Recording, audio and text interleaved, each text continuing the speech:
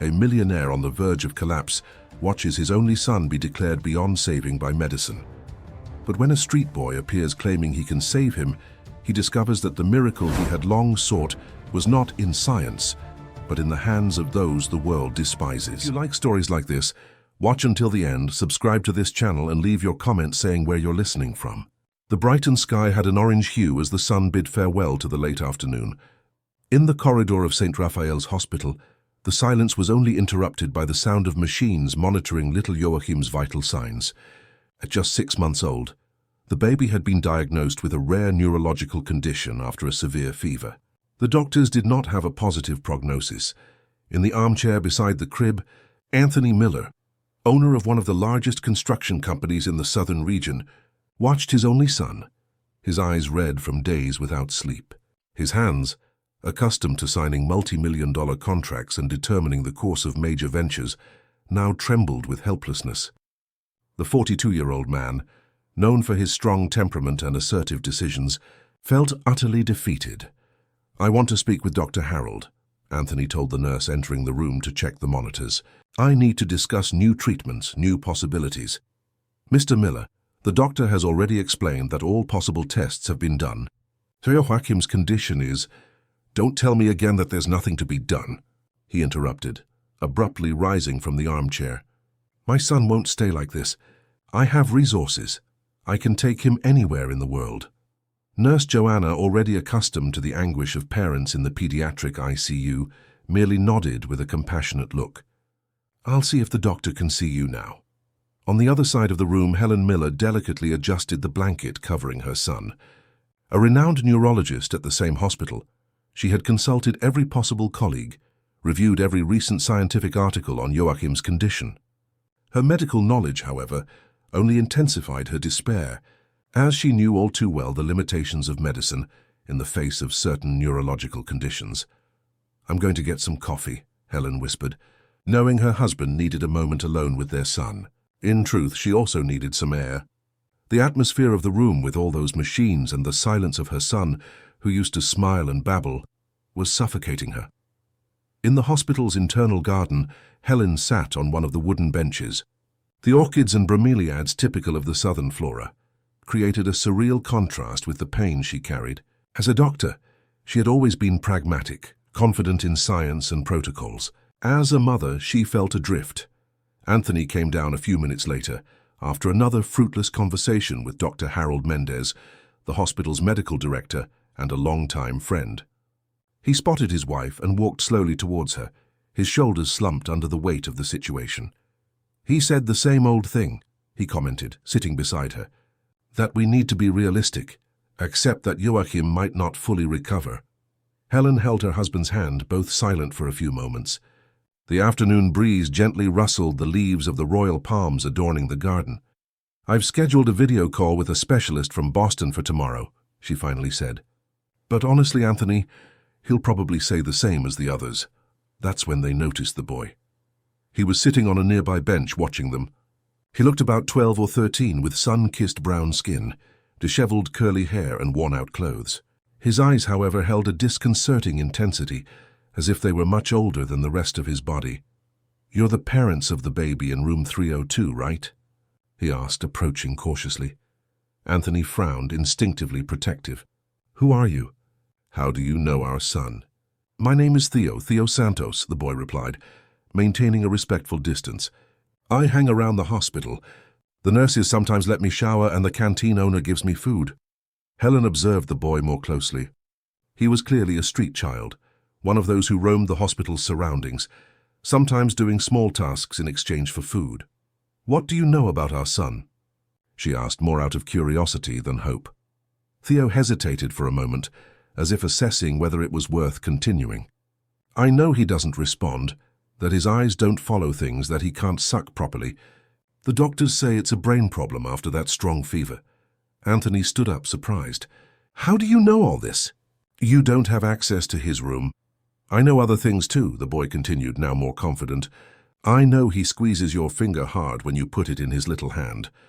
I know the doctor sings softly to him every night, that lullaby her mother used to sing." Helen felt a shiver run down her spine. No one but them knew these intimate details. "What do you want?" Anthony asked, oscillating between suspicion and a strange fascination. "If you're trying to get money, I can help your son," Theo interrupted with surprising confidence for someone so young. "My grandmother taught me. She was a traditional healer back in the southern hinterland. She knew how to treat problems that doctors couldn't solve." Helen, always rational, felt a pang of irritation. "Look, boy, we appreciate your concern, but our son needs medical care, not—" "Did your grandmother treat neurological problems?" Anthony asked, ignoring his wife's disapproving look.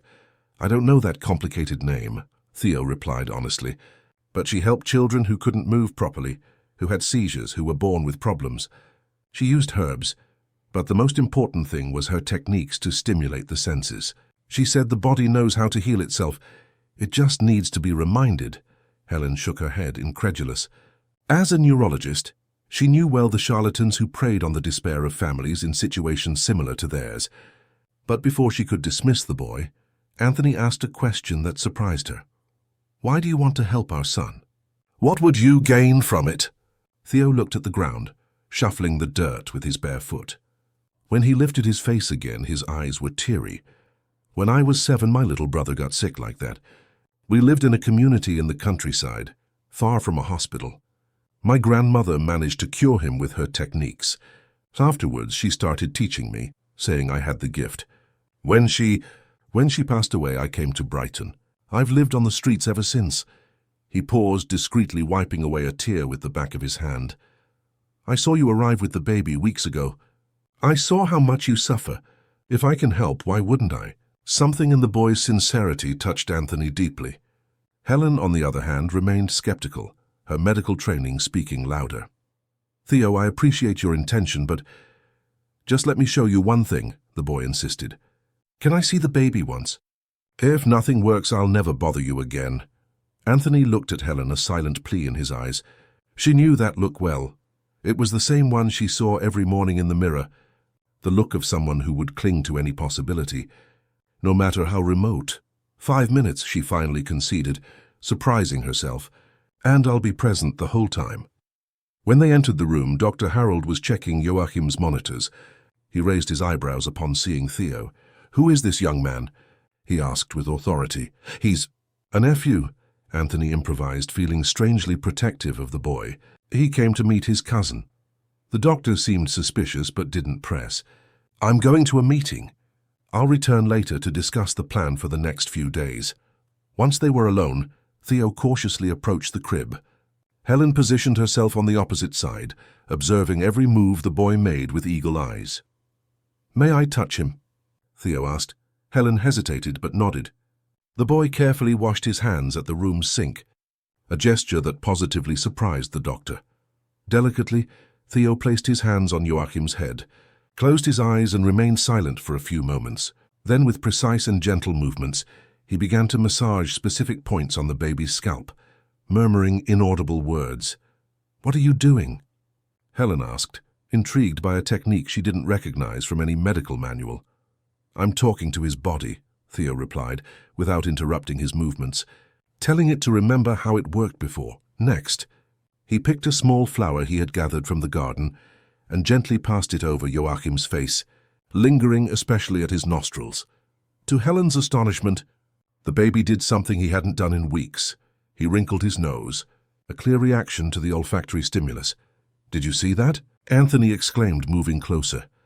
"I did," Helen replied, trying to maintain her skepticism, "but it could just be an isolated reflex."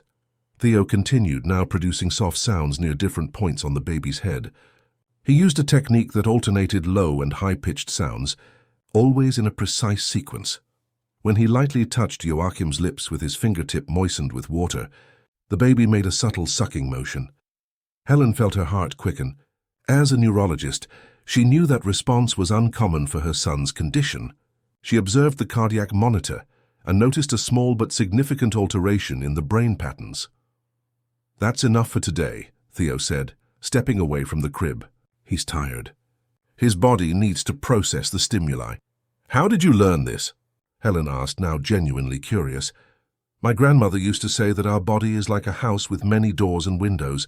When a serious illness closes the main door, We need to find the little windows that are still open and enter through them. Theo spoke with a simplicity that contrasted with the depth of the concept. I use the senses, smell, sound, touch, taste, to find those little windows. Anthony looked from the boy to his son, a spark of hope illuminating his eyes for the first time in weeks. "Can you come back tomorrow?" he asked, almost pleading. "I can," Theo replied, "but there's a problem." "What is it?" Helen questioned, finally fearing a request for money. "The head of security doesn't like me. He's kicked me out of the hospital several times. He said he'd take me to the social aid center if he caught me again." Anthony and Helen exchanged glances. For an instant, the complexities of their privileged lives, the construction company, the medical prestige, the house in Victory Corridor, seemed insignificant compared to the raw reality of that boy. "Don't worry about that," Anthony assured him, placing a hand on Theo's shoulder. "I'll sort it out. Tomorrow morning we'll be waiting for you." When the boy left, Helen remained by the crib, observing the monitors with professional attention. There were subtle yet undeniable changes. "You don't really believe he can help, do you?" she asked Anthony, torn between the skeptical doctor and the desperate mother. "I don't know," he replied sincerely. "But after all the doors that have closed, I'm willing to look at the windows." That night, for the first time since his admission, Joachim slept without the need for supplementary sedation. And in the hospital corridor, a security guard found a small package left by Theo, a folded piece of paper containing a flower from the garden and a message written in uneven handwriting. "For Joachim's nose. I used 3 times before bed."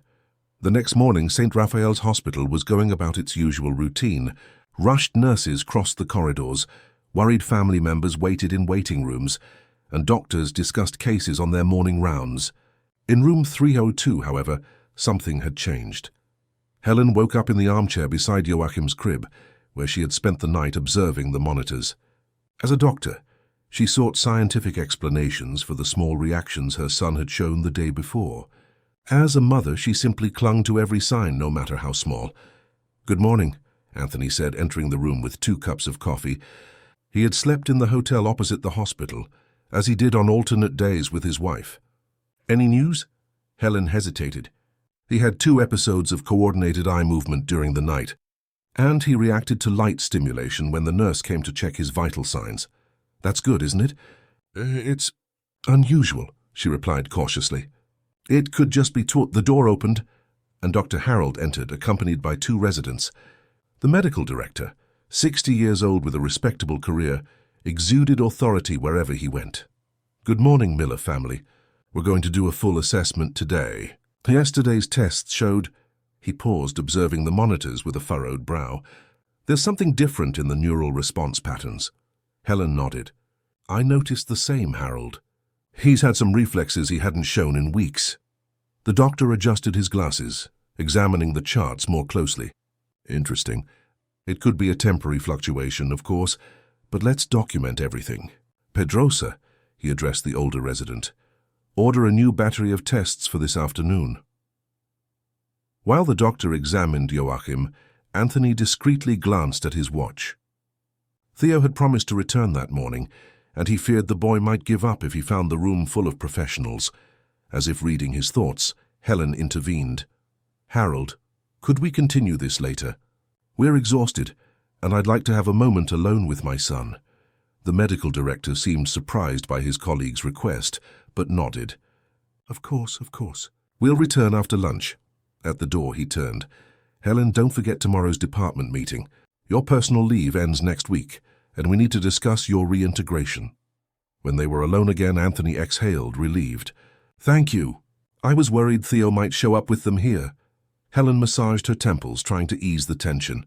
"Anthony, we need to talk about this. I know you're placing a lot of hope in this boy, but—" A soft knock on the door interrupted their conversation. It was Joanna, the morning shift nurse. "Excuse me, Dr. Miller. There's a boy downstairs saying Mr. Miller is waiting for him." Anthony immediately stood up. "It's Theo. Please let him come up." "Anthony," Helen held her husband's arm, "think about this carefully. We're in a hospital. There are protocols, legal responsibilities. Our son has been here for almost a month, Helen," he replied with quiet firmness. "We've followed all protocols, respected all specialists. And where has that gotten us? You saw his reaction yesterday, Helen sighed. As a scientist, she knew that coincidences exist, and that the human brain tends to establish correlations where there might only be casualities. As a mother, however, she could not deny the small flame of hope that had been kindled. "All right," she finally conceded. "But I will monitor everything with medical parameters."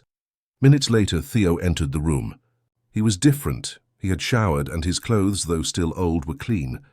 He carried a small plastic bag. "Good morning, Doctor, Madam Doctor," he greeted with rehearsed formality. His eyes immediately fixed on Joachim. "Good morning, Theo," Anthony replied, noticing the changes in the boy. "I see you've prepared for today." "The canteen owner let me use the staff bathroom," he explained, a little embarrassed. "She said I couldn't come up smelling bad." Helen smiled involuntarily. There was something so genuine about that boy that it would disarm even the most stubborn skeptics. "What did you bring there?" she asked, pointing to the bag. "Things we'll need," Theo replied, pulling out the items one by one.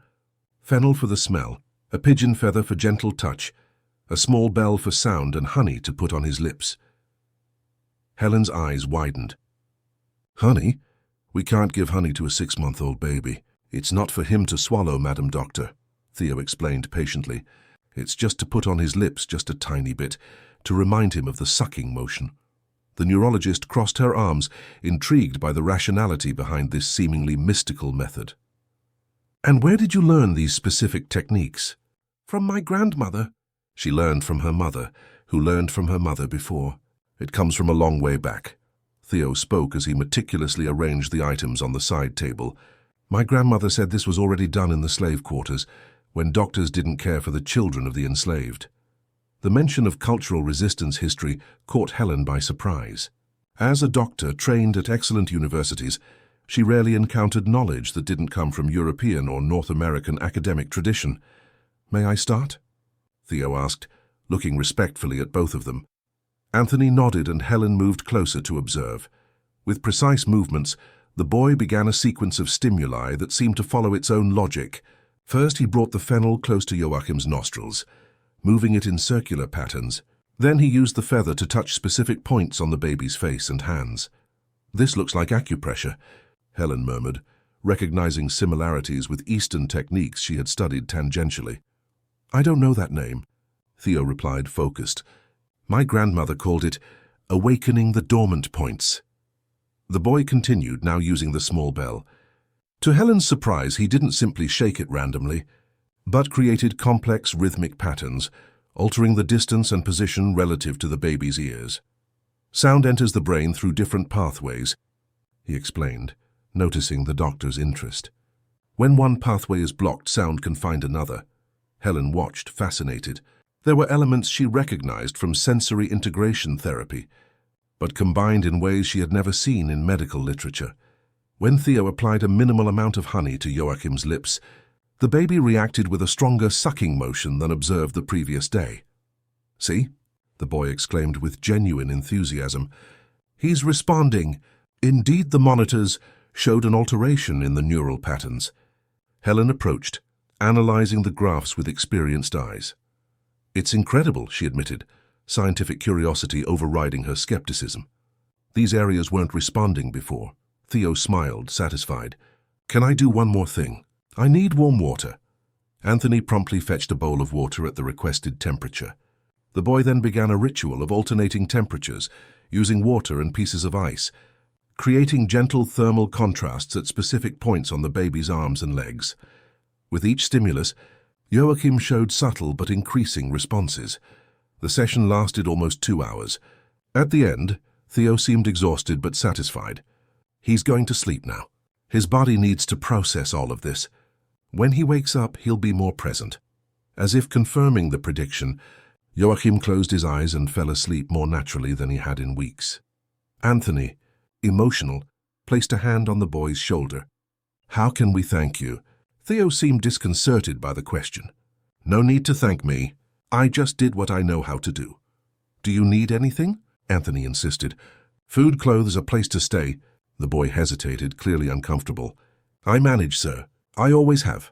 Helen, who had been analyzing the monitor data, joined the conversation. "Theo, you know that what you're doing here. Well, it's not exactly the conventional treatment the hospital authorizes. Are you going to forbid me from coming back? He asked, visibly disappointed. No, she replied, surprising herself. But we need to be careful. Dr. Harold will be back this afternoon with a team. If they find out... At that moment, as if invoked by the mention of his name, the medical director opened the door without knocking.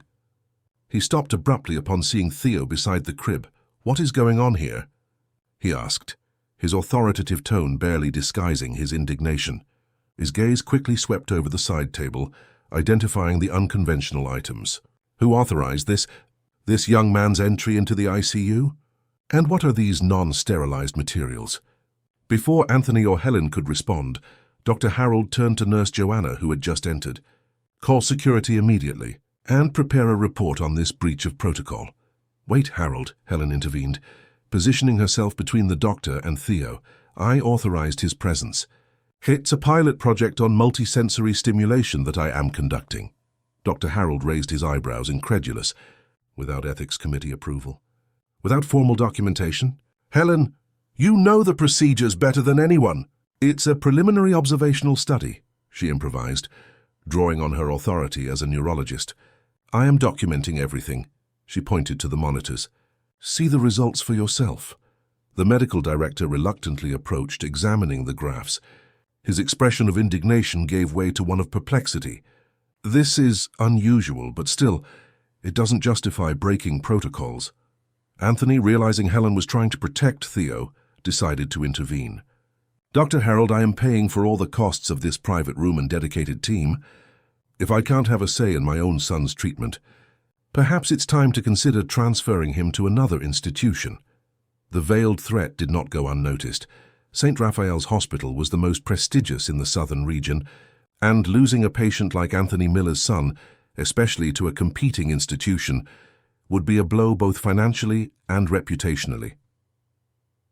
Dr. Harold adjusted his posture, seeking a more conciliatory tone. Anthony, I understand your concern as a father, but as a doctor, I have responsibilities towards your son's health and the standards of this institution. And how have those standards been working so far? Anthony retorted, weeks of accumulated frustration finally overflowing. Is my son getting better or worse under your care, doctor? A tense silence filled the room. Theo, feeling himself to be the cause of the conflict, began silently gathering his belongings. No, Helen said, touching the boy's arm.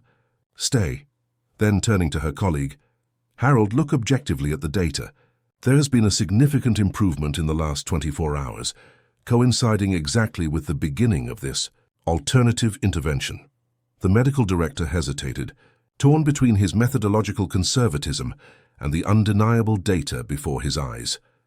I propose a compromise, Helen continued, seizing the moment of indecision. We will formally document everything as a case study. We will monitor every parameter with all scientific rigor. If there is any sign of compromise, we will stop immediately. Dr. Harold looked at Theo, who remained silent with a dignity beyond his age. Who are you, young man? Where did you learn these techniques? My name is Theo Santos, doctor. I learned from my grandmother, who was a healer in the southern hinterland. A healer, the doctor repeated with a slight disdain. And where is she now? Why didn't she come herself? A flicker of pain crossed the boy's eyes. She's no longer here, doctor. Something in the simple answer touched the doctor more deeply than he expected. Perhaps it was the dignity with which the boy faced his loss, or perhaps the contrast between his youth and the ancient wisdom he carried. Dr. Harold sighed, partially yielding. 24 hours, he finally conceded. I will allow this. Experiment for one more day. After that, we will objectively evaluate the results. When the doctor left, Anthony let out a sigh of relief. That was tense. Helen, however, seemed worried. He's going to monitor everything closely, and I'm sure he'll consult the hospital's legal department about the risks. Theo, who had been quiet throughout the discussion, finally spoke. Sorry for the trouble. Maybe it's better if I don't come back. Don't even think about it, Anthony replied firmly.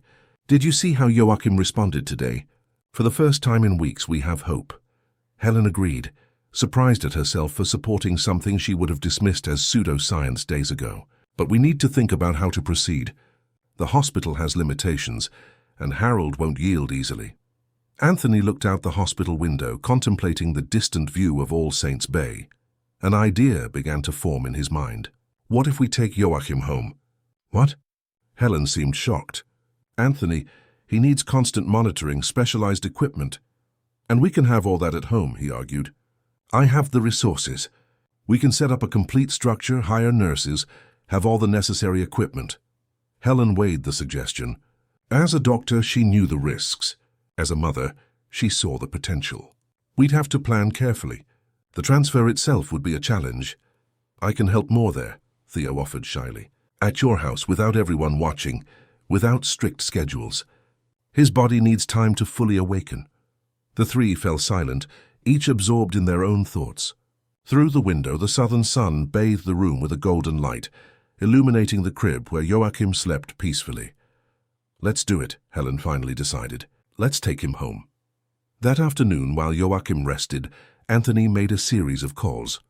The first was to his company's architect, requesting immediate adaptations in one of the wings of the mansion in Victory Corridor. The second was to a medical equipment supplier. The third to his lawyer.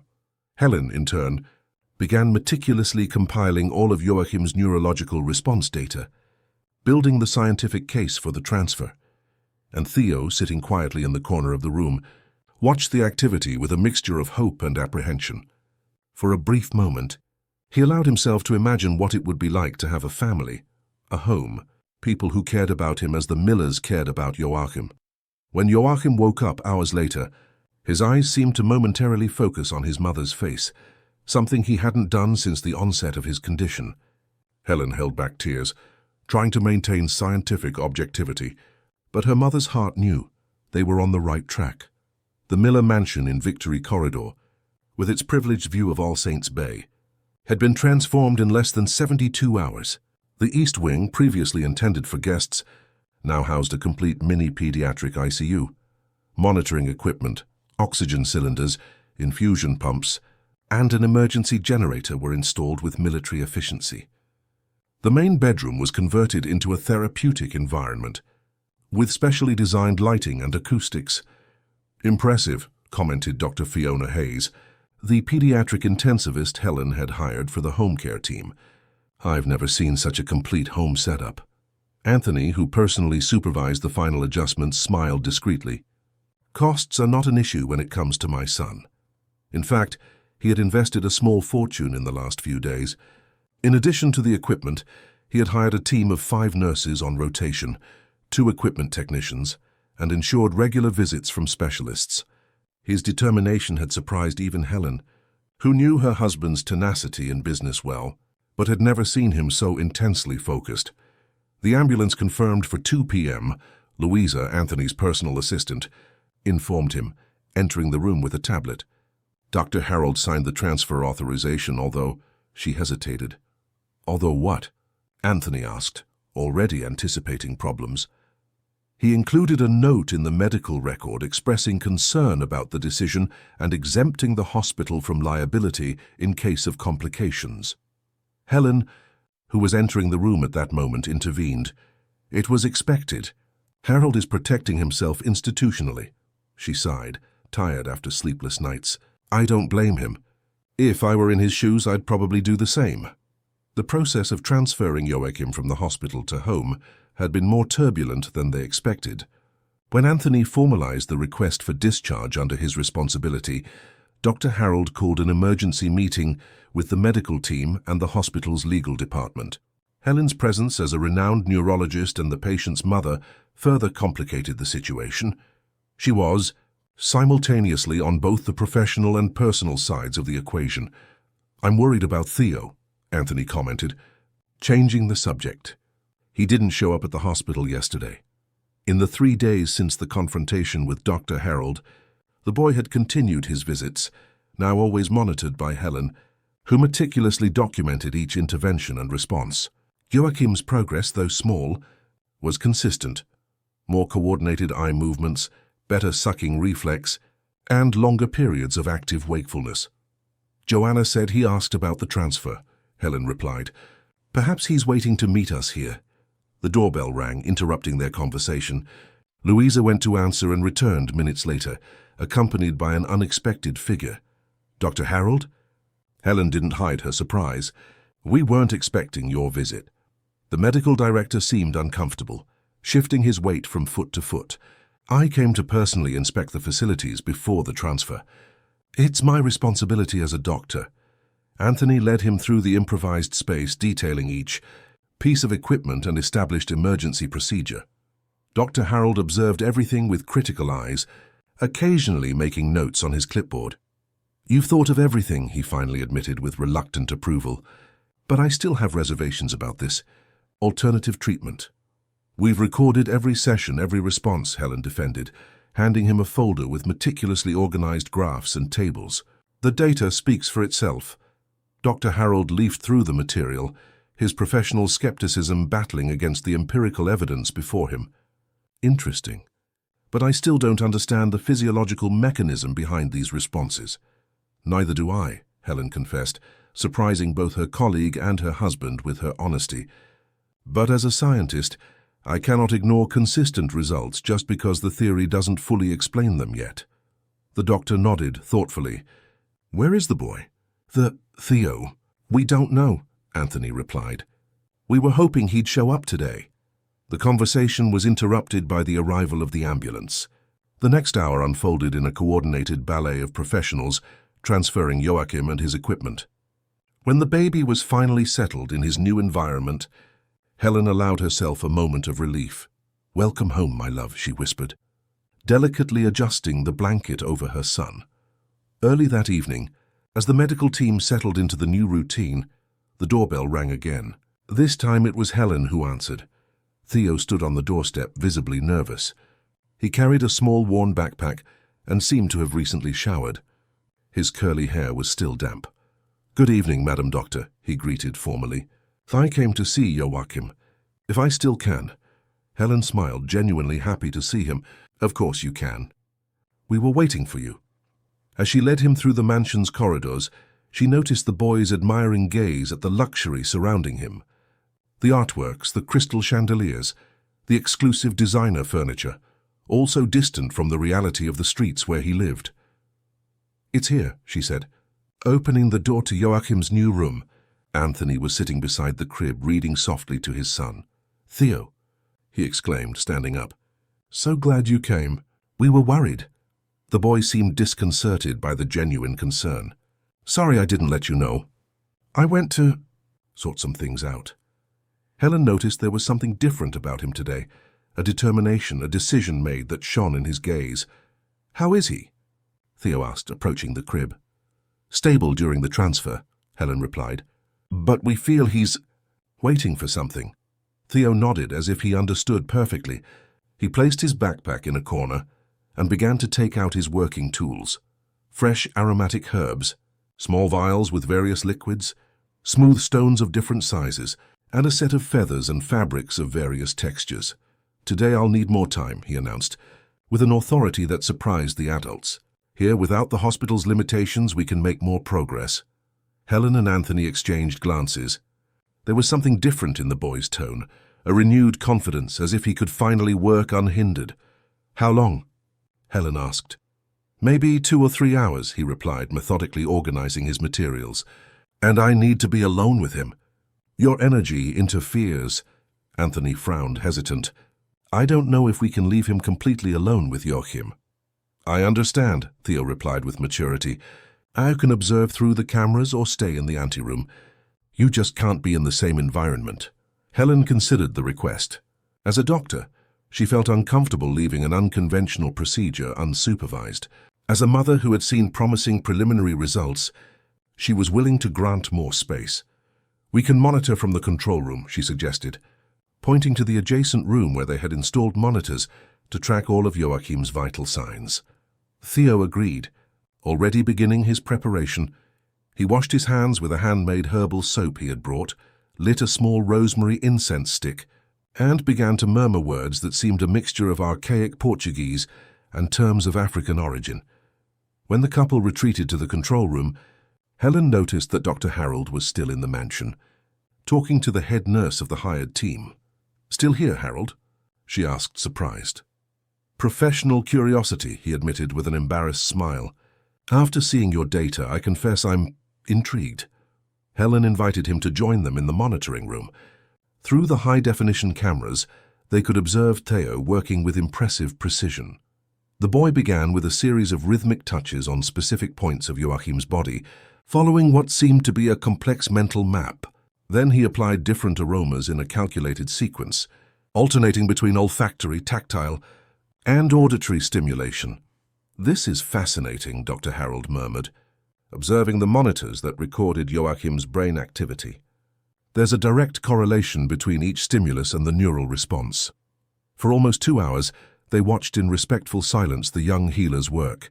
Theo seemed to enter an almost meditative state, completely absorbed in silent communication with the baby's body. "It's as if he's accessing neural pathways we don't know about," Helen commented, impressed by the precision of the responses manifesting on the monitors. In the room, Theo had progressed to a more intense phase of the treatment. He now used small sachets containing macerated herbs, applying them to precise points of Joachim's body while chanting simple melodies at specific intervals. Suddenly, something extraordinary happened. Joachim's eyes opened completely, and for the first time in weeks they focused directly on Theo's face. His small lips moved, not just in a sucking reflex, but in a faint outline of a smile. "My God," Anthony whispered, emotional. Helen felt tears well up in her eyes. Even Dr. Harold seemed deeply touched by the scene. Theo, as if sensing the importance of the moment, smiled back at the baby. "Hello, Joachim," he said softly. "Welcome back." When he finally left the room, almost 3 hours after starting, Theo seemed exhausted but radiant. Helen and Anthony waited for him in the anteroom, anxious. "He's awake," the boy announced with simplicity. "Not completely yet, but the path is open." Anthony, unable to contain his emotion, embraced the boy impulsively. Theo stiffened momentarily, unaccustomed to affectionate physical contact, but soon relaxed into the hug. "How can we thank you?" Helen asked, also emotional. "What you did today." "I just helped open the windows," Theo replied, with the simple wisdom that continued to surprise them. Joachim did the hard work of finding his way back. Dr. Harold, who had been observing the scene with scientific curiosity, finally spoke. "Young man, I'd like to know more about your techniques. There are elements there that challenge my conventional medical knowledge." Theo looked at the medical director with a mixture of caution and respect. "Theo thought I was a charlatan." "Perhaps," the doctor admitted with surprising honesty, "but as a scientist, my duty is to observe evidence, not cling to prejudices." A moment of mutual understanding passed between them, the self-taught street boy and the experienced doctor with decades of academic training. Helen, noticing Theo's evident exhaustion, intervened. "You must be exhausted. We've prepared a room for you if you'd like to rest." The offer seemed to catch the boy by surprise. "A room for me?" "We thought it would be good for you to stay nearby during the treatment," Anthony explained, trying not to sound like charity. "To avoid daily commutes, you know." Theo hesitated, clearly conflicted. I have my things at the shelter.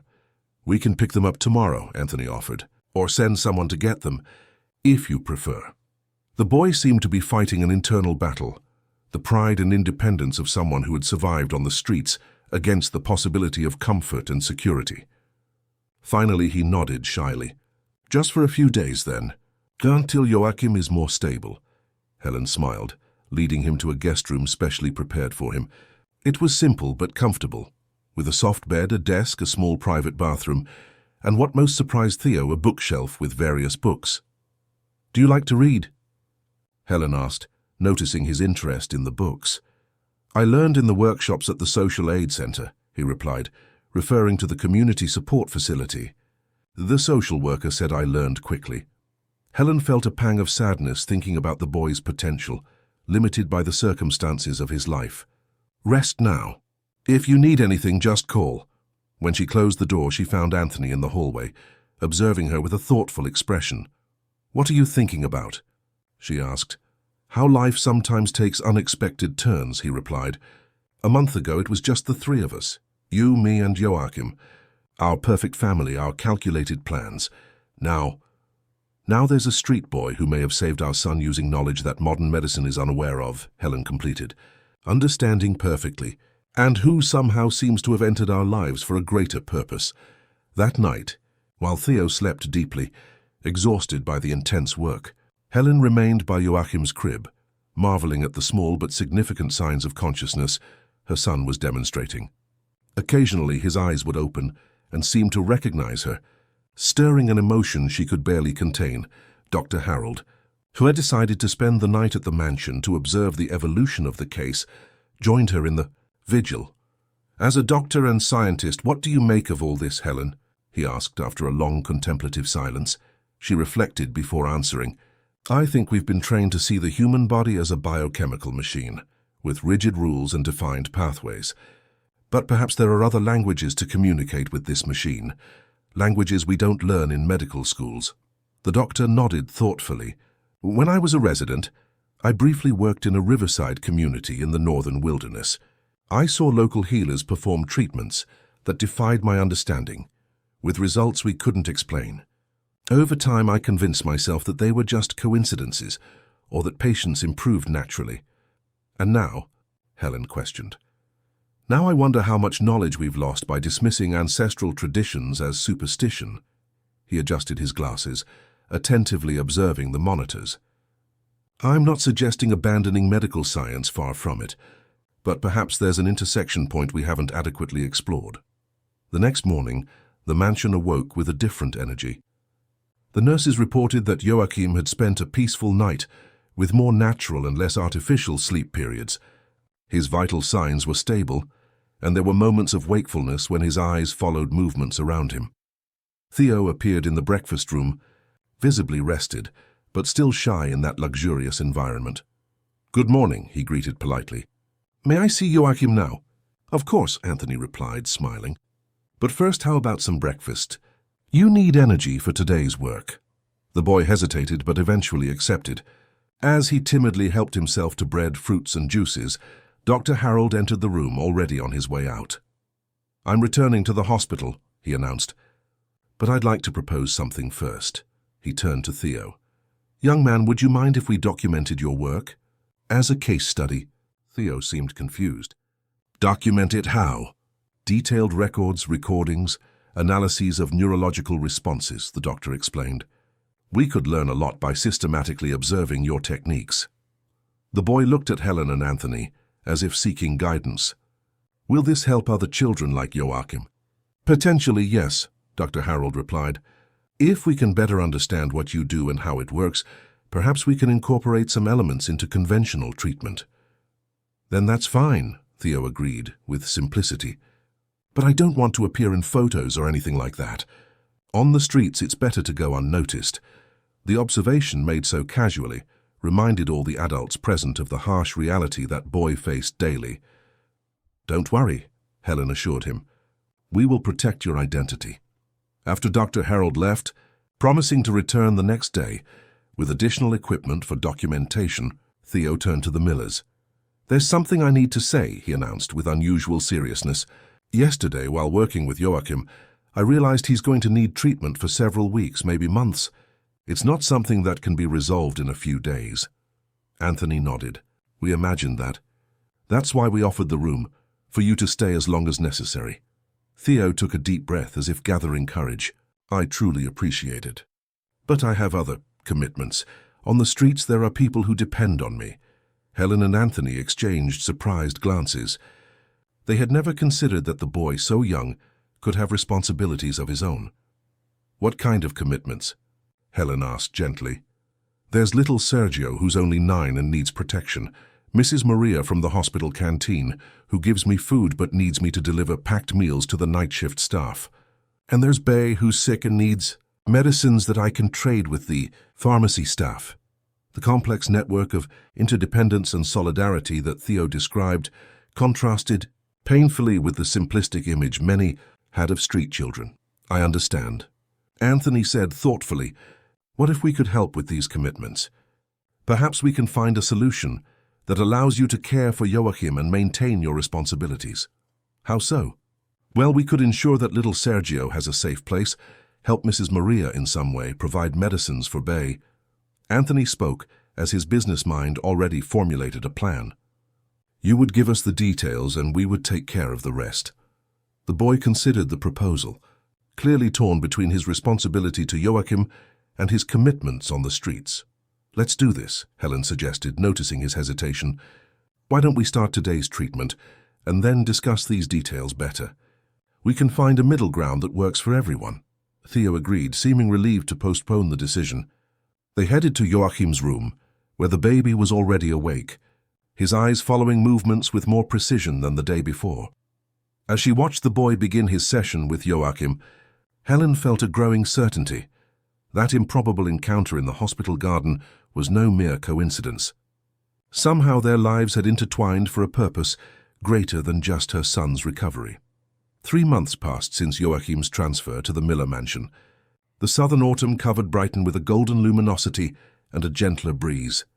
On the house's veranda, overlooking the sea, Joachim babbled animatedly on Helen's lap, his lively little eyes following the flight of seagulls over All Saints' Bay. Just look at him, Anthony commented, marveling at his son who now firmly held a colourful rattle. Who would have thought, after everything we've been through? Joachim's progress had exceeded all expectations. In the first few weeks there were small signs, more coordinated eye movements, more consistent reflexes. Then came the deliberate reactions. The first conscious smile, the first intentional movement to reach for an object, the first directed babble. Now at 9 months, any casual observer would never suspect that vibrant baby had been on the verge of a vegetative life. Theo is late today, Helen commented, checking her watch. Although the initial intensive treatments had been gradually reduced to weekly maintenance sessions, the boy remained a constant presence in the family's life. The solution to Theo's commitments turned out to be more complex and transformative than anyone could have predicted. When Anthony better understood the network of relationships and dependencies the boy maintained on the streets, he proposed a more comprehensive approach. Instead of simply removing him from that context, why not improve the conditions for everyone involved? Thus was born the first project of the newly created Joachim Miller Foundation. A transitional home for street children and adolescents was established near the hospital, offering shelter, food, basic medical care, and educational activities. Little Sergio, the 9-year-old boy Theo protected, was one of the first residents, along with 5 other young people who formed Theo's closest circle. Mrs. Maria from the canteen was hired as the kitchen coordinator, and several other adults who had shown kindness to vulnerable children received opportunities for dignified employment. As for Bay, the sick man Theo helped, he received complete treatment and now worked as a caretaker at the transitional home. Sorry for the delay, Theo announced, entering the veranda. At 13, he was no longer the elusive boy they had met in the hospital garden. Though still thin, his body was beginning to gain adolescent definition. He wore simple but clean clothes, and his curly hair, now well-groomed, framed a face that rarely lost its smile. We had an emergency at the transitional home, he explained, leaning down to greet Joachim, who immediately reached out his little arms to him. Peter had an asthma attack, but he's better now. You should have called, Helen gently chided. We could have helped, Theo smiled. Dr. Clarissa was there. She handled everything perfectly. Dr. Clarissa Oliver was the pediatrician Anthony had hired for the transitional home. Initially a weekly volunteer, she had become so involved with the project that she now directed the medical department full-time, having left her private practice to dedicate herself to vulnerable children. And how is our new patient? Theo asked, referring to the main reason for his visit that day. Eager to meet you, Anthony replied, leading him into the house. In another adapted room, a baby approximately 8 months old lay in a specialized crib surrounded by medical equipment. Beside her, a young woman anxiously watched her daughter's every movement. Theo, this is Marianne Scott and her daughter Laura, Helen introduced. Marianne, this is Theo, whom we told you about. The woman looked at the teenager with a mixture of hope and skepticism. Is that him? But he's just a boy. Theo was used to this reaction. With a calm smile, he approached the crib. Hello, Laura, he softly greeted the baby. May I see what's going on with you? Laura's story was different from Joachim's. Born with a complex congenital heart defect, The baby faced a series of complications that made the necessary corrective surgery risky. Doctors hesitated to operate, fearing her fragile body would not withstand the procedure. Marianne, a single mother who worked as an administrative assistant, had limited resources. When she learned through a local newspaper report about Joachim's miracle, she desperately sought out the Millers. "I don't promise to cure her heart condition," Theo explained, after carefully examining the baby. "That needs the surgery the doctors mentioned. What I can do is strengthen her body, help her build resistance for the procedure." Helen, who followed everything with clinical eyes, admired the boy's honesty. In recent months, she had witnessed the evolution of his skills. Theo not only applied the knowledge inherited from his grandmother, but constantly expanded it. Incorporating elements of conventional medicine, he learned through interacting with the professionals who were now part of the Millers' circle. "How long would it take?" Marianne asked, her voice trembling with contained emotion. "A few weeks," Theo replied, "but we'll have to work every day. I can come in the morning before school." This was another significant development. Theo now attended a private school, courtesy of the Millers. Initially resistant, "I never did well with school, Madam Doctor," he had confessed to Helen. The boy had surprised everyone with his ability to absorb knowledge. In just 2 months, he had caught up on years of educational lag, showing particular aptitude for science and biology. "School?" Marianne asked, confused. "You go to school and do this?" "His life is quite busy," Anthony intervened with a smile. "Theo is what we might call a multifaceted prodigy." Sessions with Laura began the next day. Unlike Joachim's treatment, focused on neurological reactivation, the work with the baby with the heart condition involved strengthening her immune system and increasing her overall vitality. Theo used specific massage techniques, herbs that promoted better blood circulation, and respiratory exercises adapted for infants. Dr. Harold, who remained involved as a scientific observer, meticulously documented each session. The doctor's initial skepticism had transformed into academic fascination. "It's remarkable," he commented after 2 weeks of treatment, analyzing Laura's tests. "There's a significant improvement in her hematological parameters. Oxygenation improved by 12%, and inflammatory markers reduced considerably." Marianne, who initially only came for the sessions and returned home with Laura, was eventually invited to stay at the mansion. One of the guest rooms was adapted for the two of them, allowing for closer monitoring. Over time, more families began to seek out the Millers. Joachim's story had initially spread among the staff of St. Raphael's Hospital, then among doctors and nurses from other institutions, and finally reached the press. A small note in a local newspaper became a special television report, and soon the couple found themselves at the center of unexpected attention. "We need to structure this better," Anthony commented during a family dinner. 6 months after Theo's first session with Joachim, "The requests keep coming. Yesterday there were 3 families waiting at the mansion gate." Helen agreed. As a neurologist, she understood the importance of scientifically validating what they observed, but as a direct witness to the results, she could not ignore the potential to help other children. "What do you think, Theo?" she asked the boy, who now regularly participated in family meals and discussions. "Could you teach your techniques to other people?" The teenager reflected seriously on the question. "Some things, yes, others. I can't explain how they work, I just know they do." He hesitated. "My grandmother used to say that some abilities come from a gift, not just from learning." "We could create a center," Anthony suggested, his business mind already drawing up plans. "A dedicated space, with conventional medical staff working side by side with approaches like yours." Thus was born the Yemenjar Center for Integrative Therapies, named in honor of the protective deity for children in the local spiritual tradition.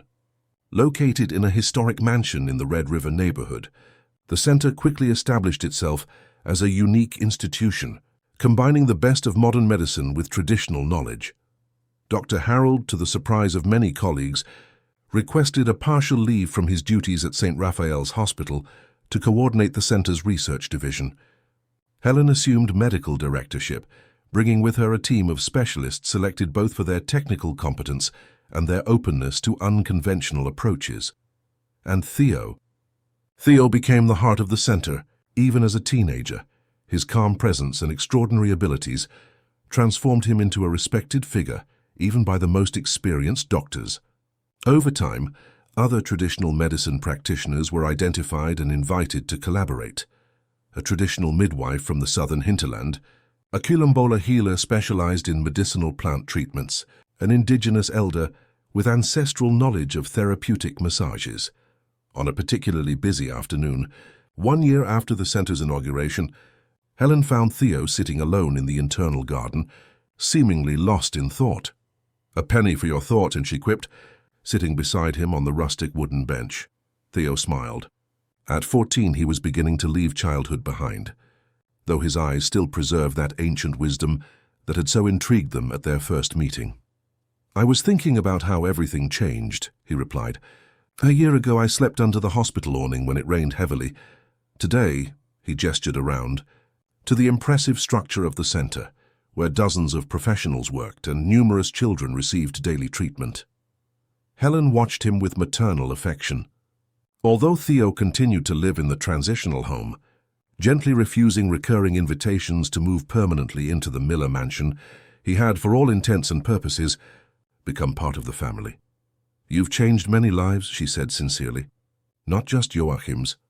You've changed mine too," he replied with simplicity. At that moment, they were interrupted by a delegation crossing the garden, doctors from a pediatric hospital in London who had come to learn about the center's work. "Dr. Miller," one of the assistants called. "The visitors would like to meet Theo." The teenager sighed, resigned to his growing fame. "Duty calls," he quipped, standing up. Before leaving, however, he turned to Helen. "I almost forgot. There's something I wanted to discuss with you and Mr. Miller. It's about a new case, a boy from Fairford." "Something special?" she asked, intrigued. "Very special," Theo confirmed, an unusual seriousness on his young face. "Perhaps the most challenging case we've ever faced." The case in question was Raphael's, an 8-year-old boy who remained in a vegetative state after a car accident that had claimed his father's life.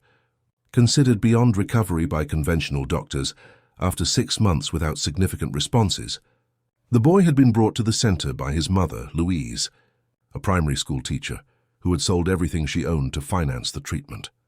That same night, the Millers hosted Louise for dinner at the mansion. The woman, frail in appearance but with a determined gaze, told her story with a dignity that moved everyone. "The doctor said I should prepare myself, that he'll never again.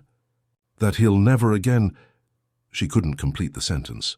"We understand your pain," Anthony said gently. "We went through something similar with Joachim. But Raphael's case is different," Theo intervened. "The compromise is deeper, and the time without adequate treatment was longer." Helen had studied the boy's medical record and agreed with the assessment. "What do you propose, Theo?" "An intensive protocol," he replied. "Something we've never done before. We would need a dedicated team 24 hours a day for at least 2 months and—" He hesitated. "We would need to integrate techniques from other traditions besides those I know." "How so?" questioned Dr. Harold, who was also participating in the dinner. "I know a northern wilderness shaman who works with similar cases, and an elder from the Central Highlands who developed specific techniques to reactivate neural connections through sounds." The proposal was ambitious and unprecedented. It would involve gathering practitioners from various traditional therapeutic traditions, developing an integrated protocol that combined their knowledge with the rigorous monitoring of conventional medicine. "The costs would be considerable," Anthony pondered, always practical. "The foundation can cover most of it, but—" "I can sell my house," Louise interrupted. "It's all I have left, but for Raphael "It won't be necessary," Helen assured her, gently touching the woman's arm. "We will find a solution." The solution came from an unexpected source. Dr. Harold, after hearing the details of the case, made a surprising proposal. St. Raphael's Hospital could finance this treatment as part of a formal scientific study. If we achieve positive results, it would be a considerable advance for pediatric neurology. Raphael's treatment began 2 weeks later, after meticulous preparation. An entire wing of the center was dedicated to the case, with state-of-the-art monitoring equipment installed alongside traditional healing artifacts. Theo personally coordinated the unusual team, a 70-year-old shaman from the northern wilderness, a sound therapist from the Central Highlands, a hydrotherapy specialist from the Southern Plains, and various other practitioners of ancestral knowledge, all working in conjunction with neurologists, physiotherapists, and specialized nurses. The first few weeks were challenging, with few signs of progress. Raphael remained motionless, his eyes open but vacant, his cerebral monitors showing only minimal activity. "We must persist," Theo insisted, even as some members of the medical team began to show discouragement. His body is relearning a forgotten language. At the beginning of the second month, the first signs came: a subtle movement of the fingers, an alteration in brainwaves during specific stimuli. Small victories that renewed the hope of everyone involved. It was in the 7th week that the true breakthrough occurred. During a session combining northern wilderness sound stimuli with massage techniques developed by Theo, Raphael blinked. Not the usual reflex movement, but a deliberate blink, followed by a head movement towards the sound. "He's here," Theo announced, emotional. He found his way back.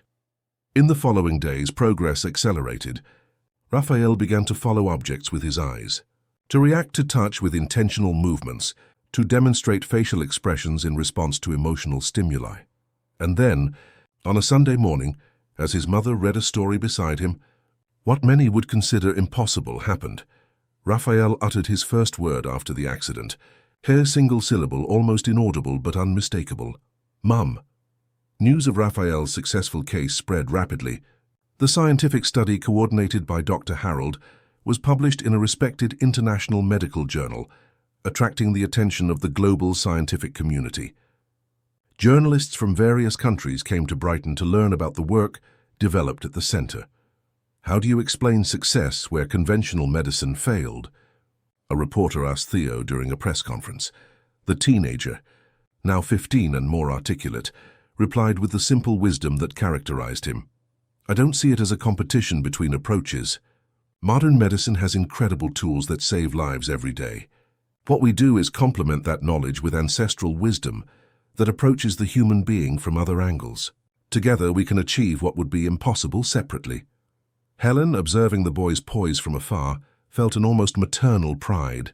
Anyone looking at him now, confident, eloquent, respected, would hardly imagine the malnourished and suspicious boy they had met in the hospital garden 2 years earlier.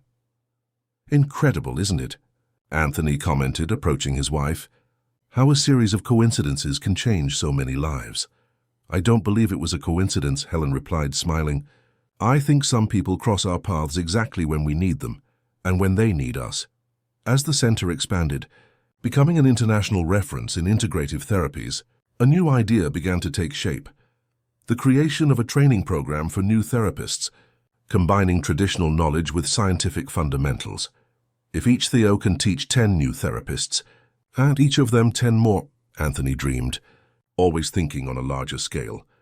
The idea materialized into a school annexed to the center, where talented young people from traditional communities received full scholarships, including housing and food. The curriculum, developed by Helen in collaboration with Theo and other practitioners, was revolutionary. It combined anatomy, physiology, and neuroscience with the ancestral knowledge of various traditional cultures. One afternoon, while supervising the first class of students, Theo was surprised by an unexpected visit. Dr. Paul Harrison, a renowned neurosurgeon from London, had come to personally learn about the center's work after reading the study on Raphael. "Impressive," commented the neurosurgeon after observing a treatment session. "I confess I came skeptical, but what I've seen here..." He made a pause, searching for words. "It's as if you have access to a neurological map that we, with all our technology, still can't fully visualize." "It's a different perspective," Theo explained. "Not better or worse, just complementary." "Have you ever thought about studying medicine formally?" Dr. Harrison asked.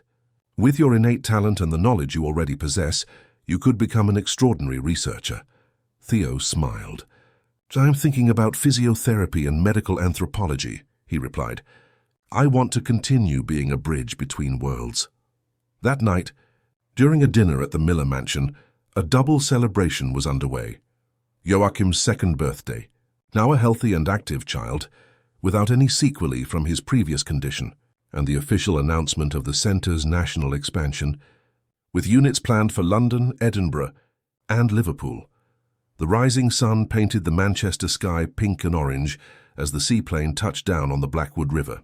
In the small craft, Theo, now 27, watched the northern wilderness landscape gradually reveal itself. Beside him, Dr. Helen Miller, 58, with a discreet crown of grey hair, made notes on her tablet. "It still surprises me every time," she commented, putting the device back in her bag. "The immensity of this wilderness." "It's like my grandmother used to say," Theo replied, adjusting his seatbelt as the aircraft slowed. "This country is many countries within one." The trip to the riverside community of St. Helens Reach was the 10th expedition of Project Roots, an initiative of the now-named National Institute of Integrative Medicine, a natural evolution of the centre that had begun in a mansion in Brighton 15 years earlier. The objective was twofold: to bring specialized care to isolated communities and to document traditional medicinal practices before they were lost. At the small wooden pier, they were greeted by George Tucano, a community leader who had contacted them after an unusual outbreak primarily affecting the village children. "Good morning, Dr. Theo, Dr. Miller," he greeted formally, leading them along a trail that led to the center of the community. "The children are gathered in the communal house, as requested." Theo smiled internally at the title Doctor. Formerly he held 2 doctorates, one in neurological physiotherapy from the University of London, and another in medical anthropology from the University of Brighton, but he still felt more comfortable with his simple name, like the boy he once was. In the communal house, a circular wooden and thatch structure in the center of the village. About 15 children aged between 3 and 10 showed similar symptoms: involuntary movements, coordination difficulties, and episodes of momentary absence. "When did it start?" Helen asked, while Theo already began a detailed examination of one of the children. "After the last full moon," replied Marlene, one of the mothers, a teacher at the small local school. "First one child, then another, and soon several were showing the same signs." Theo concentrated intensely on the examination, his fingers tracing specific points on the child's skull and spine. Over the years, his intuitive abilities had been refined through formal study, creating a unique approach that combined ancestral knowledge with scientific precision. "Have you made any recent changes to your diet?" he asked, noticing a pattern in the child's reflexes. "Anything new you started consuming?" The adults exchanged thoughtful glances. The crossvine tea, an elderly woman sitting in the back, remembered. "We started using it to strengthen the children against the fevers of the rainy season." Helen immediately noted the information. "Can you show us this plant?" A quick expedition to the adjacent forest identified the problem. What the community called crossvine was actually a similar species, but with neurotoxic properties when prepared incorrectly. The solution involved 2 simultaneous approaches: immediately stopping consumption and initiating a detoxification treatment that combined Western medical techniques with the community's own traditional knowledge. "The shaman Rayoni knows a massage technique that can help eliminate the toxin more quickly," explained leader George, introducing an elderly man with elaborate body paints. He is reluctant to share with outsiders, but given the emergency. To the shaman's surprise, Theo addressed him in Old Brythonic, a language he had learned during his doctoral research. The conversation that followed, incomprehensible to the others present, ended with smiles from both sides. "He will teach us," Theo announced. And he said that perhaps we have something to teach him too. In the 10 days that followed, a true field clinic was established in the village. Helen coordinated the more conventional part of the treatment, applying detoxification protocols adapted to local conditions.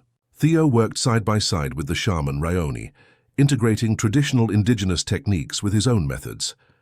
At night, around the fire, something equally important happened: an exchange of knowledge. Theo meticulously documented the shaman's practices, while the shaman, in turn, showed genuine interest in the approaches brought by the visitor. "Your paths and mine meet at many points," the elder commented, on the last night before the team's departure. "The spirits that guide your hands are the same that speak to me." Theo smiled, respecting the shaman's interpretation without needing to translate it into scientific language. Over the years, he had learned to equally value different forms of knowledge, recognizing that efficacy did not always need to be explained by the same paradigm. When they left the village, all the children showed significant improvement. More importantly, the community now possessed the knowledge to correctly identify medicinal plants and to apply detoxification techniques should the problem recur. "That's how it should always be," Helen commented during the flight back to Manchester. "Exchange, not imposition," Theo nodded thoughtfully. "The Institute has grown so much. Sometimes I wonder if we're maintaining that essence in all our units." The National Institute of Integrative Medicine had expanded beyond the most optimistic expectations. From a single centre in Brighton, it now boasted units in 15 national capitals and partnerships with health institutions in 7 countries. The training program had already graduated over 2,000 integrative therapists, and the educational model developed by Theo and Helen had become an international benchmark. "Concerns of a CEO," Helen quipped, referring to the formal position Theo had held for 3 years after the institutional reorganization that transformed the centre into a national-reaching organization. "I prefer the title of lead therapist," he replied, with the characteristic smile that, even at 27, still preserved something of the boy he once was. Less bureaucracy, more contact with patients. In Manchester, a limousine awaited them at the airport, courtesy of the regional governor, who had requested a meeting to discuss the implementation of a regional integrative medicine program.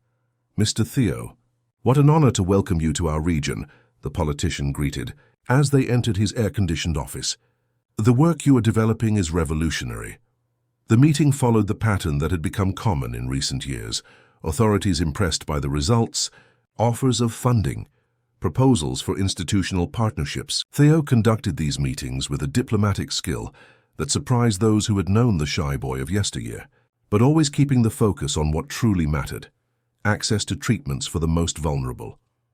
"I appreciate the interest, Governor," he replied after hearing the proposal, "but any partnership will need to include free care for riverside and indigenous communities and a robust program for training local therapists." Helen watched with pride. Theo had developed a remarkable ability to navigate the political and institutional world without losing his essential principles, a rare combination that largely explained the Institute's success. Back in Brighton, 2 days later, they found the Institute in full activity. The complex that had replaced the original mansion in the Red River neighborhood now occupied an entire block, with specific wings for treatment, research, teaching, and administration. In the center, preserved as a reminder of its origins, was the internal garden where it all began. "Dr. Theo, welcome back," greeted Sergio, now Dr. Sergio Santos, pediatric neurologist and one of the Institute's clinical directors. At 24, he represented the success of the project that had started with the transitional home for street children. "Any news while we were away?" Theo asked as they walked through the spacious corridors, decorated with indigenous art and photographs documenting the Institute's trajectory. "Several. Actually," Sergio replied, consulting his tablet, "we have 3 new high-complexity cases that have been referred by the Ministry of Health. The Ethics Committee approved the new study on sensory stimulation techniques in premature babies. And," he hesitated, smiling, "Joachim called. He said he has news and wants to have dinner with you tonight." The mention of Joachim brought an automatic smile to Helen's lips. Her son, now 17, was studying in the United States in a special program for young scientists. Despite the geographical distance, family ties remained strong. Joachim considered Theo an older brother, and their relationship was one of the most beautiful consequences of the extraordinary journey they had shared. "I'll call Anthony," Helen said, checking her watch. "He must be finishing his meeting with the investors for the Northern Wilderness Project." Anthony Miller, at 59, had completely transformed his construction company after the experience with Joachim. The company now specialized in sustainable and socially responsible projects, with a division dedicated exclusively to building institute units and other health centers in underserved regions. "I'm already on my way," he replied on the phone, with the energy that had always characterized him. "And tell Theo that we need to discuss the minister's proposal. I think we'll finally get integrative therapies included in the NHS. The mansion in Victory Corridor, though still belonging to the family, was rarely used as a primary residence. Anthony and Helen now lived in a more modest and practical home, close to the institute, keeping the mansion for special occasions and to host distinguished visitors. It was there, however, that they gathered for dinner that night. Theo arrived first, bringing northern wilderness fruits for dessert. Helen and Anthony came shortly after, with Joachim participating via video conference on a large screen installed in the dining room. "So, son, what's the news?" Anthony asked, as the housekeeper served a shrimp stew prepared especially for the occasion. Joachim's face on the screen lit up with a smile. "I've been accepted into Harvard's neuroscience program for next semester, and—" he paused dramatically. "Dr. Langdon wants to include the Roots case as a primary case study in the new pediatric neurology textbook." There was an explosion of congratulations. The Roots case, as the protocol developed by Theo for Raphael's treatment years earlier had become known, had become a landmark in medical literature, challenging established conceptions about neurological recovery in cases considered irreversible. "And how is Raphael?" Helen asked. Even after all these years, they kept in touch with the first patients, following their journeys with genuine interest.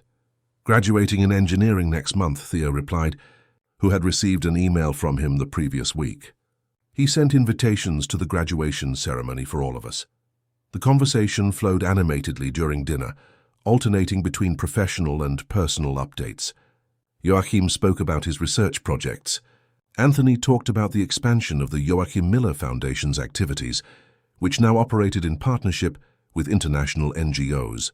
Helen shared insights into new therapeutic protocols she was developing. When dessert was served, an exotic combination of northern wilderness fruits that Theo had taught the chef to prepare, Anthony raised his glass in a toast. To unexpected journeys, he proposed, and to encounters that transform lives. Everyone toasted, aware of the profound meaning behind the simple words. No one there could have predicted 15 years earlier how their lives would intertwine in such a way. After dinner, while Anthony talked with Joachim about practical details of his move to Harvard, Theo and Helen went out to the veranda overlooking the sea.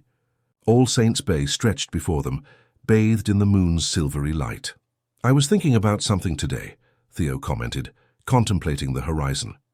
"About cycles and returns." Helen looked at him with interest. Even after all these years of close companionship, Theo still surprised her with his reflections. "How so?" "Remember Bay? The sick man I helped when you first met me?" Helen nodded. Bay had become the caretaker of the first transitional home, and later maintenance supervisor at several institute units. Before retiring 5 years ago, his grandson Michael was approved for this year's training program, Theo continued. "He has the gift, Helen, the same kind my grandmother recognized in me." Helen smiled, understanding the meaning. "The cycle is complete." "In a way," Theo agreed, "but it also expands. When it was just me working with my grandmother's techniques, I could help a few children. Now with the institute, with the training programs, thousands," Helen completed. "And soon, with inclusion in the NHS, potentially millions." They fell silent for a few moments, absorbing the magnitude of what they had built together.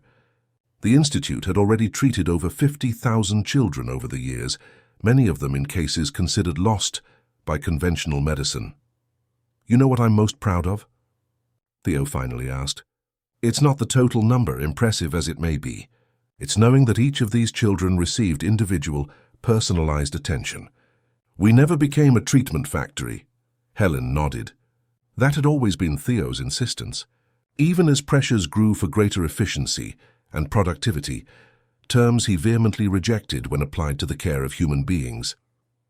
"One baby at a time," she quoted, repeating the mantra that had become the unofficial motto of the Institute. "Exactly," he confirmed. "Like my grandmother did, like I did with Joachim, like we teach our therapists to do." From inside the house they heard Anthony's voice calling them for one last round of conversation with Joachim before ending the video conference. Before going back in, however, Theo paused, as if something important had occurred to him. "Helen," he said, with unusual seriousness, "there's something I've never asked you directly. In all these years, She waited, curious. "Do you believe our meeting in that hospital garden was a coincidence?"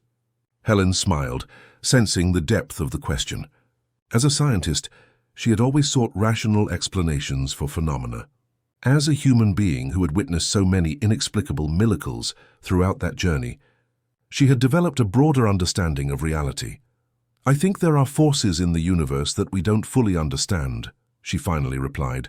"Call it destiny, synchronicity, or simply life's natural pattern seeking balance. But no, I don't believe it was mere coincidence." Theo nodded, satisfied with the answer. "My grandmother used to say that some souls agree to meet even before they are born, to fulfill certain missions together." They went back inside, where Anthony awaited them with Joachim still on the screen, all smiling. A family that transcended blood ties, united by an extraordinary journey that had begun with an improbable encounter. The next morning, back at the Institute, Theo was greeted by a familiar scene. A desperate young mother, with a baby in her arms, awaited him at the reception. "Dr. Theo," she approached him shyly when she saw him enter. "They said no one can help my son, but I heard stories about you." He smiled, that same gentle smile that decades earlier he had offered to an anguished couple in a hospital garden. "Let's see what we can do," he replied, extending his hands to receive the baby. One baby at a time. And so the street boy, who once had nothing but knowledge inherited from his grandmother, transformed not only his own life, but the healthcare system of an entire country. The National Institute of Integrative Medicine continued to grow, establishing branches in all regions and inspiring similar initiatives around the world. Raphael, the boy who had returned from a vegetative state, graduated in engineering and later developed assistive technologies for children with neurological disabilities. Laura, the baby with congenital heart disease, became a pediatric cardiologist and established a partnership with the Institute to develop specific protocols for children with cardiac conditions. Joachim Miller, the baby, whose critical condition had triggered the entire journey, completed his doctorate at Harvard and returned to his home country to assume the directorship of the Institute's research department, working side by side with Theo in the continuous expansion of their methods. Helen and Anthony, now elderly but still active, dedicated themselves to the Joachim Miller Foundation, which, in addition to supporting the Institute, developed social projects focused on vulnerable children, honoring the origins of everything. When a street boy demonstrated that true knowledge can come from the most unexpected sources, and Theo continued doing what he had always done best, connecting worlds, building bridges between knowledge, and transforming the world of every person who crossed his path, one baby at a time.